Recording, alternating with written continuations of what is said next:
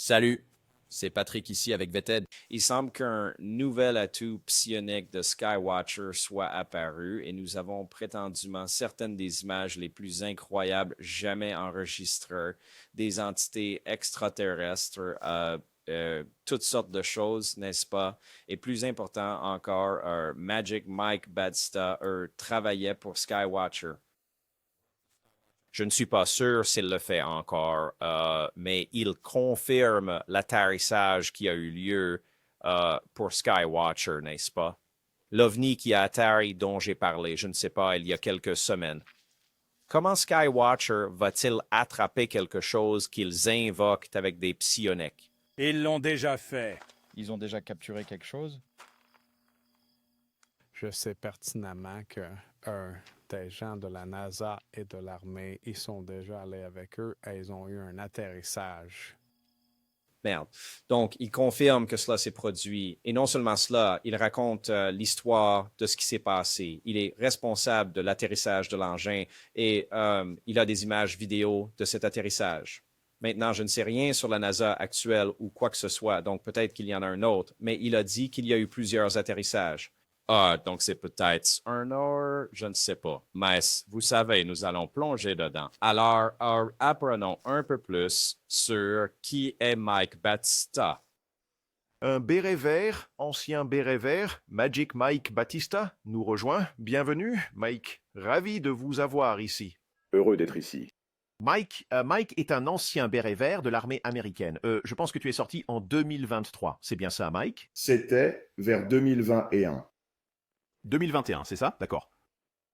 Mike a également été l'un des psioniques travaillant très étroitement avec le groupe Skywatcher de Jake Barbour pour faire l'invocation psionique.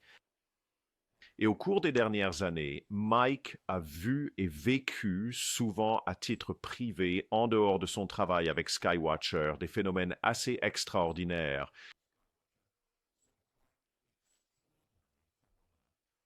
Et nous allons vous montrer une vidéo aujourd'hui qui, franchement, est extraordinaire. Et je défie quiconque de me fournir une explication prosaïque pour ce que nous allons vous montrer. Je pense que, potentiellement, ce que Mike est sur le point de nous montrer aujourd'hui est monumental. Est-ce une image d'une intelligence non humaine? Magic Mike Batista, bienvenue. Bienvenue. À Reality Check. Content de vous avoir ici. Heureux d'être ici. Très bien. Alors, passons enfin à l'atterrissage. Alors, quand l'incident d'atterrissage a-t-il eu lieu? Oh, il y en avait plusieurs. Celui qu'il révèle aujourd'hui, cela s'est produit en avril 2023. Alors, expliquez-moi comment cela s'est produit. Que se passait-il? Pourquoi pensez-vous que cet atterrissage présumé de ce que... Je dis cela, je le dis en riant parce que c'est une imagerie tellement saisissante, ce que nous allons montrer au public. C'est extraordinaire. Comment cela s'est-il produit?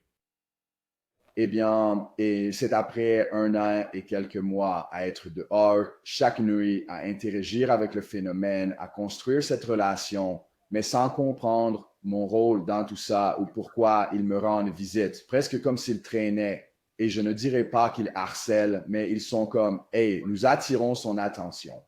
Si vous êtes cette espèce hyper intelligente, cette intelligence non humaine, vous savez, bien plus avancée que nous, alors atterrissez. J'étais comme, faites-le. Comme, avez-vous trop peur d'atterrir? Je provoquais presque, vous savez, la connexion dans mon esprit et parce que j'étais frustré, vous savez, je ne savais pas pourquoi cela se passait et vous savez, je ne pensais pas qu'ils allaient le faire et ils ont relevé mon défi.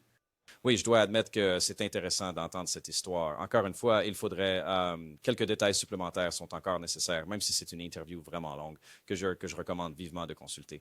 Ne vous inquiétez pas, nous allons bientôt voir des séquences, des photos, toutes sortes de choses différentes. Vraiment juste des séquences vidéo. Je suppose qu'ils ont aussi des captures d'écran et ce genre de choses. Alors, continuons avec l'histoire.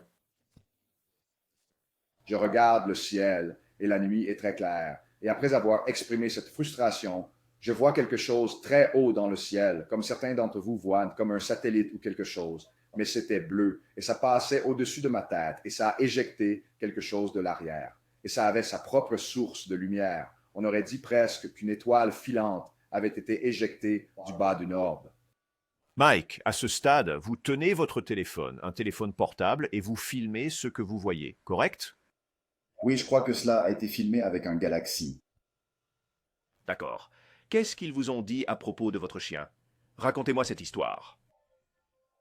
Donc, encore une fois, j'étais très... c'était comme le stade infantile de la communication avec les NHI. Et vous savez, je leur ai demandé d'atterrir. Et puis, j'ai instantanément reçu cette réponse mentale dans mon cerveau disant « Nous atterrirons, mais seulement si vous mettez votre chien dans la cage. » Et j'étais comme... C'est une demande étrange. Parce que j'ai l'habitude d'avoir... Mon chien a vu plus d'extraterrestres que n'importe qui, d'accord? Il est toujours avec moi. Et vous savez, mais c'est un berger belge. Oui, un malinois belge, un mélange de berger hollandais. Et vous savez, il est... Oh, c'est un très grand chien féroce. Ils sont utilisés par beaucoup de gens dans les forces spéciales, mais c'est un animal terrifiant. C'est un chien très féroce. Absolument. Bon, alors, j'ai dit, d'accord, désolé, mec, tu sais, tu dois rester en dehors de ça, tu sais. Alors, je l'ai ramené dehors, et puis c'est là que quelque chose a été éjecté du bas, mais ensuite, tu pouvais le voir descendre lentement jusqu'à ce que... Il a juste commencé à se rapprocher de plus en plus. Et puis, vous savez, une fois qu'il s'est approché à moins de 30 mètres de moi, alors qu'il se rapprochait, il m'a fait quelque chose qui a affecté, vous savez, m'a affecté physiologiquement d'une manière qui m'a presque rendu docile ou obéissant, ce que j'ai trouvé étrange. C'était presque comme pas un état de rêve ou une transe, mais comme c'était beaucoup trop décontracté pour moi à ce moment-là de voir cela se produire. Eh bien, vous êtes sur le point d'avoir une rencontre rapprochée du 5e type. Vous êtes sur le point de rencontrer, soi-disant, quelque chose de non humain. Je serais assez excité et peut-être un peu effrayé. J'entends votre respiration sur la vidéo. Vous respirez beaucoup plus vite que d'habitude, je pense. D'accord, d'accord. Et donc, quand ça descendait et que ça a finalement touché le sol, je suis là, debout, et je le regarde. Je me dis, qu'est-ce que c'est? Je n'avais pas de point de référence, vous savez, parce que je n'avais pas encore vu quelque chose comme ça. Alors, je le fixe, et il me fixe, et puis il y a aussi un poulet à proximité, et nous nous fixons tous. Et il avait presque l'air aussi surpris de me voir que moi de le voir. Alors... Maintenant, Mike, dans ce gel et zoom, tu vois, ça ressemble à une sorte de visage translucide, blanc-bleu, mais ce n'est pas un visage humain. Ce sont 2 points noirs pour les yeux, et ça ressemble à une sorte de point pour la bouche, et c'est une tête ovale allongée, et... Est-ce que c'est au sol ou encore dans les airs à ce moment-là? Je ne peux pas voir la vidéo. Je pense que c'est encore en suspens à ce stade. Il semble se métamorphoser à partir de rien. D'accord. Donc, en descendant, ça avait l'air comme éthéreux, comme s'ils sont interdimensionnels. Peut-être que c'était, vous savez, encore en train de se matérialiser dans la 3e dimension. Et à mesure qu'il s'approchait, je me souviens qu'il a commencé à se transformer comme ça et a fait un de ses mouvements. Et il changeait de forme en toutes sortes de, vous savez, choses. Je ne sais pas ce que c'était. Vous savez, il faut regarder de plus près jusqu'à ce que ça se transforme en quelque chose que vous verriez sur un pétroglyphe, n'est-ce pas? Je veux m'arrêter là un instant. On dirait presque comme s'il avait des ailes. Vous voyez la tête, et puis vous voyez des protubérances bleu-blanc de chaque côté. Il est descendu comme ça ressemblait à un cube avec quelque chose qui dépassait du haut, puis il a commencé à se transformer en certaines choses. Ensuite, il s'est transformé en quelque chose que vous verriez sur un pétroglyphe, et après cela, j'ai vu une forme humanoïde de celui-ci, et il portait comme une combinaison métallique violette moulante avec une peau bleu-vert grisâtre. Tu sais, c'était la nuit, la caméra, et puis après ça, c'est là que ça est apparu comme ce dont tu parles. Et dans la vidéo, comme quand je l'ai vu en personne pour la première fois, j'étais comme, oh, ça ressemblait un peu à un ange pour moi. Parce que ça avait un peu comme les ailes comme ça et comme une lumière émanant du haut, comme un halo. Mais à mesure qu'il s'approchait, ce n'était pas cette image stéréotypée, vous savez, d'un ange que vous avez, vous savez, quand vous pensez à la Bible. C'était un engin solide qui était éclairé de cette manière. Maintenant, écoutez, je dois admettre, si je voyais juste la vidéo, vous savez qu'est-ce qu'on regarde, je suis juste honnête, d'accord? Je vais être franc ici. Je veux voir quelque chose, mais je ne veux pas. Ça ressemble juste à des tâches floues, pour être honnête. Maintenant, avec le témoignage de Mike Batista, vous savez, ça ajoute un peu plus, mais ça reste intéressant. Maintenant, je dois admettre, étant allé moi-même sur le terrain pour faire ça, là, votre expérience réelle par rapport à ce que vous capturez en vidéo est totalement différente. Et je le sais de manière certaine. Je veux dire, c'est astronomiquement différent. Donc, vous pourriez avoir une expérience profonde et ce que vous obtenez en vidéo ne correspond pas. Je l'ai vu, ça arrive. Mais cela dit, vous savez, les images vidéo sont, c'est presque comme si Ross cherchait des choses qui ne sont pas là, n'est-ce pas? Comme il n'était pas là, donc je ne sais pas. Juste comme nous voyons des visages. Mais je dois admettre que certaines des images que nous allons voir dans un instant sont un peu plus convaincantes, mais toujours, vous savez, très ambiguës. Mais continuons. Maintenant, celle-ci est intéressante parce que c'est comme une brume avec une sorte de cube dedans, n'est-ce pas? Et vous voyez vraiment juste la capture d'écran. Ce serait bien de voir la vidéo d'où cela vient, mais cela pourrait être juste une photo. Jetez un coup d'œil. Tu sais, pas si haut comme un satellite. C'était une brume bleue et il y avait ce cube transparent dans la brume dont j'ai aussi pris une photo. Et c'était le début de ce voyage. Alors, parle juste à ce cube bleu un instant, Mike, et parlons pour moi.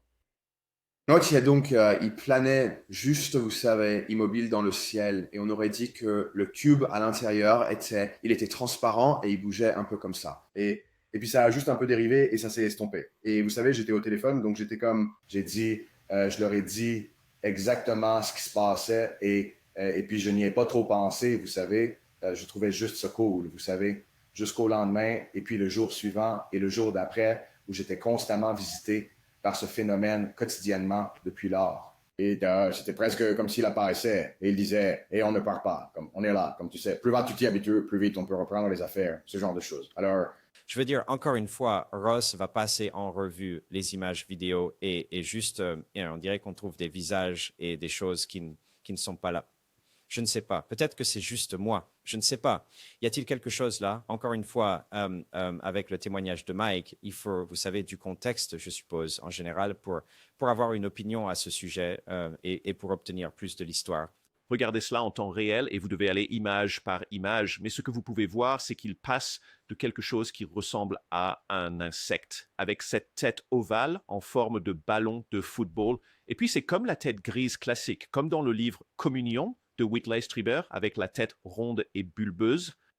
Et vous pouvez voir pourquoi cela ressemble à un ange, parce que vous voyez ce qui ressemble à des ailes sortant de ses côtés. C'est assez extraordinaire.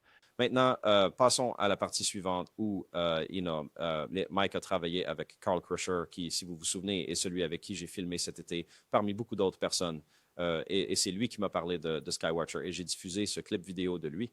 Donc, c'est intéressant. Et Mike est allé là-bas pour passer du temps avec Carl Crusher.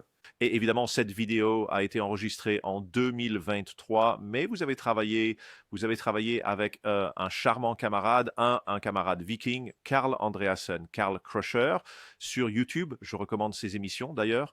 Il a beaucoup travaillé sur les pictogrammes indigènes Maintenant, ce qui me fascine, raconte-moi l'histoire du pictogramme que tu as vu tu vois, une forme qui est ce en quoi cette créature s'est transformée. Et c'est troublant parce que cela ressemble au pictogramme dont tu m'as envoyé une photo que toi et Carl Crusher aviez vu il y a seulement quelques semaines.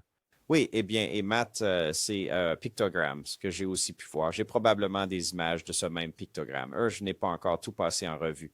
Nous sommes encore en train de tout monter, mais vous savez, on voit beaucoup de ces pictogrammes là-bas. Donc, je suppose que ce que Mike fait, c'est comparer cela à ce qu'il a vu dans cette, vous savez, région, je suppose. Je dirais que les pictogrammes sont très intéressants. D'accord, revenons à cette vidéo que, vous savez, encore une fois, nous sommes en train de décortiquer. C'est de l'atterrissage et ils prennent juste différentes parties de celle-ci, n'est-ce pas? Et vous savez, ce que Mike et Ross disent ici ensuite est très intéressant. Mais l'entité était assise là. Et ce qui a immédiatement attiré mon attention, c'était qu'il y avait quelque chose qui sortait la tête de derrière elle, me regardant, qui était plus petit que ça, que la chose grisâtre, blanchâtre dont vous parlez. Oh oui, tu le vois, c'est littéralement dans son droit. Oui, c'est 3 minutes 55. Oui, ça commence à regarder autour de cette personne. D'accord, qu'en penses-tu? Tu penses qu'il y a de chance que quelqu'un arrive par le côté, n'est-ce pas? Comme c'est ce que ça. Imagine quelqu'un arrivant derrière moi, n'est-ce pas, et approchant sa tête. C'est essentiellement ce qu'ils disent. Je ne sais pas, tu vois ça. Encore une fois, j'ai l'impression qu'on cherche des choses ici. C'est juste moi? Suis-je fou? Non, d'accord. Cette prochaine vidéo, je l'admets, ou cette prochaine capture d'écran, je l'admets, est intéressante, mais seule en tant que capture d'écran, n'est-ce pas? Comme jouer dans la vidéo, ce n'est pas aussi convaincant, mais tu sais, dis-moi ce que tu vois dans cette image. Maintenant, c'est là que j'ai eu un souffle coupé. Comme tu le sais probablement, Mike, je suis allé en Égypte avec des amis l'année dernière et j'ai vu beaucoup de statues égyptiennes en granit sculpté. Et l'image que nous regardons maintenant, elle ressemble étrangement. Je l'appelle l'Égyptien. C'est étrange. C'est un objet, une entité bleuâtre, violacée, blanche. Il semble y avoir un bras tendu, son bras droit. Il regarde vers la caméra. Il semble être assis sur une sorte de plateforme. Peux-tu me décrire ce que tu vois à ce moment-là? C'est difficile sans la vidéo devant moi. Donc, tu as dit que le bras est tendu, qu'il s'étend et touche quelque chose. Donc, on aurait dit qu'il y avait... Ça, c'est difficile à dire parce que pour moi, ça ressemblait à un crâne. On aurait dit qu'il tenait un crâne dans sa main, tu sais. Et ça me rappelle comme... Parce que les pétroglyphes dans l'Utah que nous venons de voir, ces mêmes-là tenaient des têtes, comme s'ils appelaient les chasseurs de têtes. Et j'étais comme, eh bien, peut-être que c'est comme une interface et qu'il touche quelque chose, vous savez, comme nous le ferions. Mais il semble que c'était un être et puis il a attrapé quelque chose. Mais ensuite, plus tard dans la vidéo, on dirait presque que la pièce centrale reste constante et c'est presque comme un portail et des choses entrent et sortent de là. Je veux dire, ça ressemble un peu à quelqu'un au karaoké, donc tenant un micro, je ne sais pas ce qui se passe, à une épée ou quelque chose, non? Je ne sais pas ce qui se passe ici, mais ça ressemble à une silhouette. Il faut plus de contexte, même pour cela. Comme vous avez besoin de contexte pour les deux côtés, n'est-ce pas? Vous avez besoin de contexte pour toute l'histoire, mais vous savez, quand vous prenez un extrait d'une image ou d'une vidéo, n'est-ce pas? Vous avez besoin de plus de contexte pour comprendre ce que c'est aussi. Alors, je ne sais pas. Qu'en pensez-vous? C'est une image intéressante en soi. D'accord, passons à cette prochaine image qui, je pense, va surprendre beaucoup de gens. Jetons un coup d'œil. C'est incroyable, Mike. C'est le moment où, je pense de manière irréfutable, il y a une image qui ressemble à une tête humanoïde, mais ce n'est pas humain. C'est extraterrestre. Elle a un long cou, une tête ovoïde, comme un ballon de football. Des points pour les yeux, des points noirs pour les yeux, un point noir pour la bouche. Parlez-moi de ce que... Avez-vous vu cela à l'époque? Est-ce celui qui semble s'appuyer contre quelque chose? Il est assis contre... Non, c'est littéralement tout ce que vous voyez est un blanc translucide bleu. Objet montrant ça ressemble à un être menthe ou je ne sais pas ce que c'est, mais essentiellement... D'accord. Et ces choses étaient seulement comme c'est arrivé si vite et j'ai vu tant d'êtres différents, comme l'être même était l'un d'eux. J'ai vu quelque chose qui ressemblait à un gris. Et puis en fait, si vous regardez au-dessus du type éthéré blanc accroupi, il y a comme ce bleuâtre qui ressemble presque à un masque ou un visage qui a été... Là, il y avait comme une autre entité plus grande qui était, vous savez, derrière. Comme il se passait tellement de choses là-bas. Vous pouviez voir dans la vidéo comme tous les, disons, 10 à 15 images, ça change en un nouvel être, dans un tout nouveau, comme décor et environnement dans ce petit espace. Ouais, c'est presque comme si ça vous montrait tout le monde là, en disant, bah, salut, c'est moi. Voici un autre gars. Je veux dire, en une seconde, il y a plusieurs entités, mais il y a une sorte de créature humanoïde bleu-vert qui semble regarder vers le bas et elle incline légèrement la tête. Et c'est indubitablement le haut d'un torse qui n'est pas humain. Et c'est une tête ovale en forme de ballon de football. C'est extraordinaire. D'accord, donc vous voyez certainement ce qui ressemble à une silhouette, n'est-ce pas? Donc un humain, là, un être ou quelque chose. Je ne sais pas ce qui se passe, n'est-ce pas? Encore une fois, Mike décrit juste quelque chose de très visuel, mais nous n'obtenons pas ces visuels dans cette vidéo, n'est-ce pas? Et c'est ce qui se passe. Mike décrit beaucoup de détails, beaucoup de visuels, mais ce que nous voyons ne correspond pas vraiment à cela. Et c'est intéressant. Je ne sais pas. Faites-moi savoir ce que vous en pensez. Je ne vraiment pas. J'ai besoin de réfléchir à ça, pour être honnête. D'accord, donc cette prochaine partie est très, très intéressante. C'est sûr, écoutez bien. Alors, c'est à ce moment-là que ça descendait, comme c'était juste après qu'il s'est transformé en cette figure en forme de pétroglyphe. C'est là qu'il s'est matérialisé comme quelque chose qui ressemblait à un humanoïde, comme en 3 dimensions que vous pouviez toucher, et il portait une combinaison métallique violette moulante. Il y avait comme une sorte de manette dans sa main, et à ce moment-là, comme l'engin qui ressemblait à l'ange au début, comme il s'est ouvert. Donc maintenant, c'est presque, il est sur comme le hoverboard comme le bouffon vert. Et il y a toutes ces orbes derrière lui, et c'était... Vous savez, il faisait le malin. D'accord, donc je pense que nous avons exploité cette vidéo autant que possible pour le moment. Nous allons changer de vidéo maintenant et nous allons passer à une autre qui s'appelle l'initiation et je vais juste l'ouvrir. Alors Ross, cette première minute est la séquence brute. Et j'étais encore dans cet état de transe, presque comme un rêve, et je tenais mon téléphone et j'essayais de le garder stable et je luttais. Donc ça apparaît dans le coin de l'image. Et puis nous avons fait l'image brute d'abord et ensuite nous avons zoomé et stabilisé, tu sais, et tout ça fait plus tard. Maintenant, j'ai parlé à Carl. Pour tous ceux qui vont, je suis sûr qu'il y aura des démystificateurs et des sceptiques qui diront que Carl et vous avez fait quelque chose à la vision. Mais essentiellement, tout ce que vous avez fait, c'est augmenter la luminosité, augmenter le contraste et zoomer. Aucune autre modification n'a été apportée à cette image. D'accord, et j'invite tous les démystificateurs et sceptiques, et je ne suis pas là pour essayer de prouver quoi que ce soit à qui que ce soit. Comme j'encourage la recherche indépendante. Regardez par vous-même. Mais oui, nous avons isolé ce coin de l'image brute et nous l'avons stabilisé manuellement parce que je suis ici comme ça.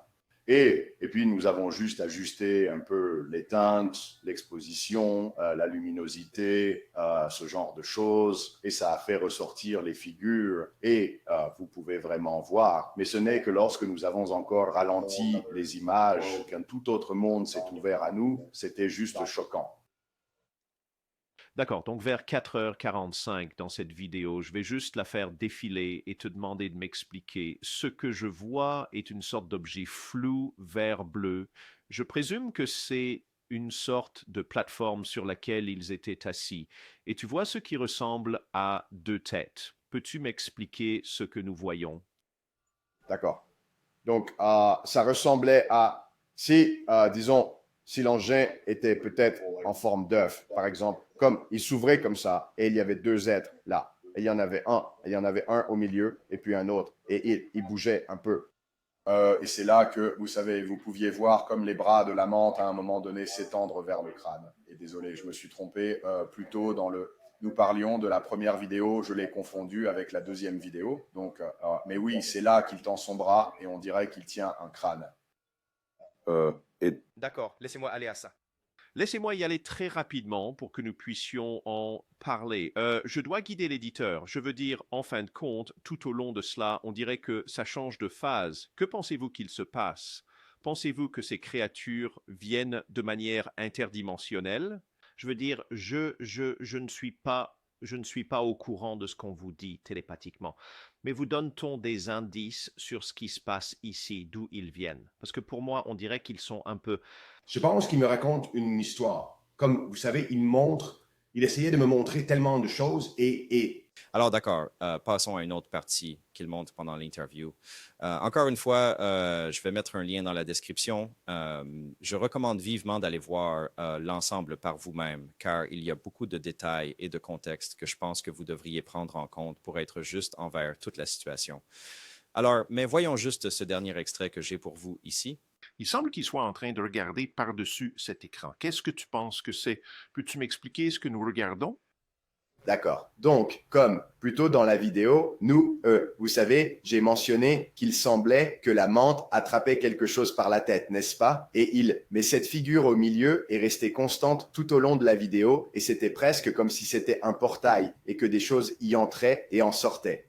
tu sais, et comme en tournant autour, et ça restait toujours comme au milieu, et peu importe combien de fois l'engin ou l'environnement changeait ou se transformait, cette pièce centrale restait toujours comme lumineuse ou comme, tu sais, comme une interface ou une sorte de portail. Et tu sais, il y a toujours des choses qui semblent t'en sortir. Oui, je veux dire, c'est intéressant. J'essayais de trouver, dans le visionnage rapide de la vidéo, j'essayais de trouver le moment où la menthe lève la tête. Vous pouvez voir qu'il a 3 doigts. Et il saisit clairement quelque chose. D'accord. Donc, ça te fait faire un audio à travers ça, Mike. Alors, je vais juste le passer dans son intégralité et ensuite, je te demanderai de le commenter après. Il y a une menthe. C'est ma vidéo.